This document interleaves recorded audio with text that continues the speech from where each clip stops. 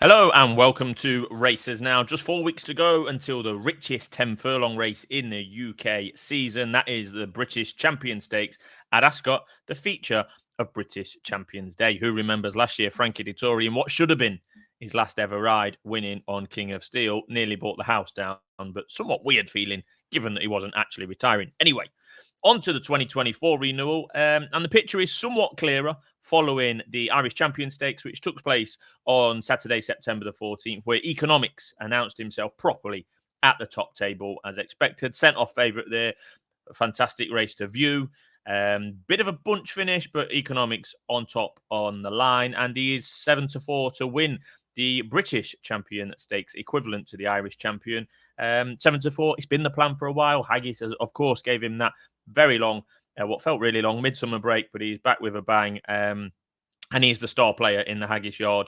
He had to overcome a fair bit, to be fair, at Leopardstown. He was drawn widest of all in stall number 8, up against 4 Aidan O'Brien team members with the tactics or expected tactics, although it didn't quite play out that way, that were expected of those 4. 2 of which of those 4 were previous winners of the race.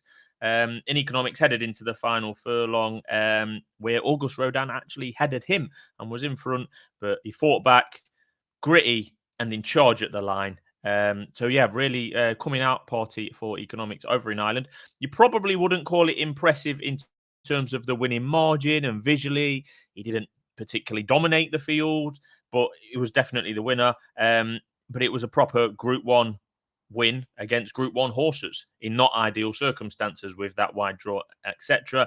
And he still won like a horse that had more to offer in the future, this Economics. I know that's difficult to say, but he's just won a Group 1 and a top one at that. But it was only his 5th start. And to my eye, Leopardstown probably isn't or wasn't the ideal track for Economics. I think the longer, stiffer straight at Ascot will be right down his alley.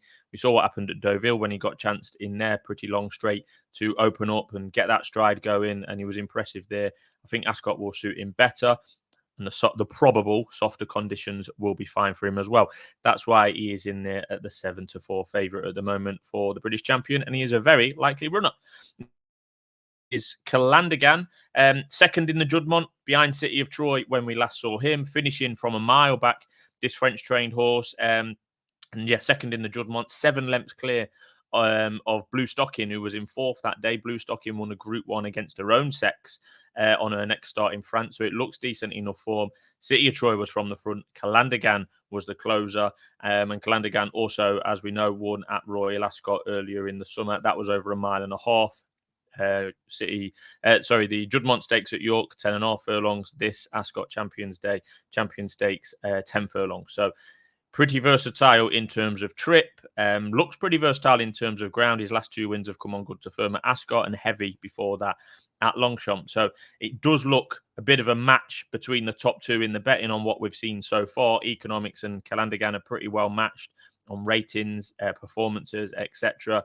And they are definitely the right horses to be running in the Champion Stakes. But as we always say with anti-post betting, it's identifying the horses that will run is half the battle. And away from the top 2 in the market, it looks absolutely wide open. I think we're not going to have many runners here, to be honest. I think they'll definitely be single figures, could be less than that magical 8 for each way betting purposes on the day. I mean, let's take a look. The prices are going across the screen there. Third favourite, August Rodin, is Japan Cup bound. That's official. 4th, Fav Goliath is also Japan Cup bound. He won the King George at Ascot in July. 5th favourite, Los Angeles, is going to the Arc.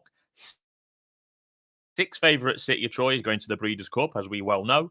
7th favourite, Opera Singer, might run, but I'd have to say it's unlikely. She's got a whole host of entries, anything from the Arc to the Fillies and Mares to the races over a mile and everything in between. 11 and 12 in the market are Arc bound. That's Blue Stocking and Alrifa, and they'll both have a chance in the Arc itself. We've got White Birch, who's out for the season. He's in some list, but has been taken out of other betting, of course, because he's out for the season. So yeah, there might not be many runners at all. And playing it each way, 3 places, possibly isn't ideal also from an anti-post perspective, because A, almost certain to run are the top 2 in the market, and B, they're very, very solid in their own right. So do you want to be having an anti-post bet in what could effectively just be playing for 1 place, never mind 2?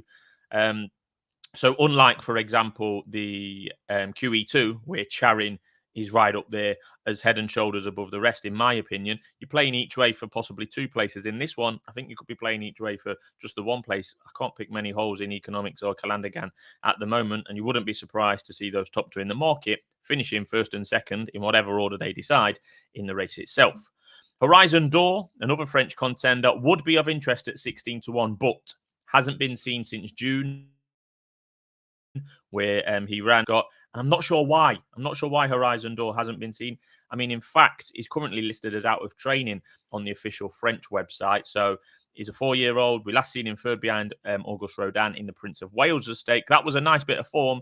And that would have been on ground pretty quick for him as well, and plenty quick enough for Horizon Door on what we've seen in his career. He was actually sent off 4-1 favourite for this Champion Stakes in the race last year. He finished third on the day, didn't get close to winning, but he just about hit the front of furlong out.